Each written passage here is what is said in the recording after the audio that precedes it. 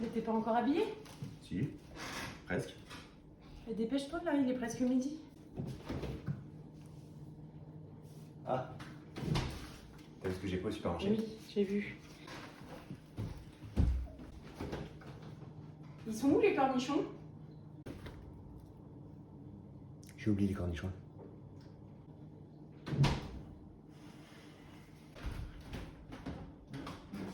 On a pris de la crème solaire? Bah, je sais pas, c'est pas moi qui ai fait les courses hier. J'ai trouvé.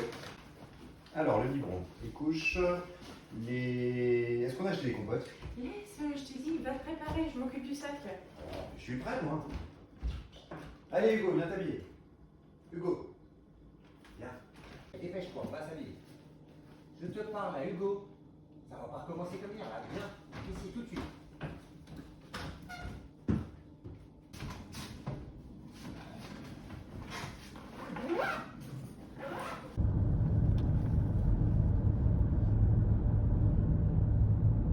Bon, on va pas se parler de la journée? Bah si, pourquoi? T'as pas dit un mot depuis qu'on est parti. Toi non plus.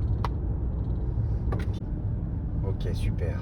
Donc on va pas se parler de l'après-midi et on va faire comme si de rien n'était. Je suis fatiguée, Romain. Je suis à bout, j'en peux plus. Je gère tout le temps. Alors oui, des fois j'ai besoin d'un peu de calme. Parce que moi je gère rien peut-être.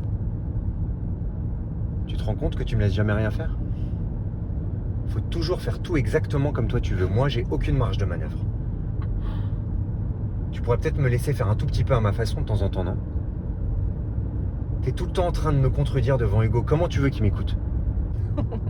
C'est drôle? Bah oui, comment tu veux qu'il t'écoute si tu le cries dessus tout le temps? Je fais pas que de lui crier dessus, je suis désolé. C'est juste que j'ai pas envie qu'il aille à l'école en combi de ski par exemple, parce que c'est monsieur qui a décidé comment il allait s'habiller. J'ai pas envie non plus de passer 20 minutes à négocier à chaque fois qu'il doit mettre ses chaussures. J'essaye juste de lui apprendre à nous obéir en fait. Nous obéir? Écoute-toi parler, Romain. C'est un enfant, c'est un humain. Il comprend tout, il faut juste lui expliquer. Alors oui, des fois ça demande d'être un peu patient. Il y a une différence quand même entre être patient et céder à tous ses caprices.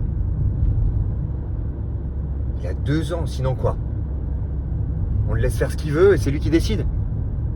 On peut quand même accepter de lui dire non de temps en temps et que non c'est non, point.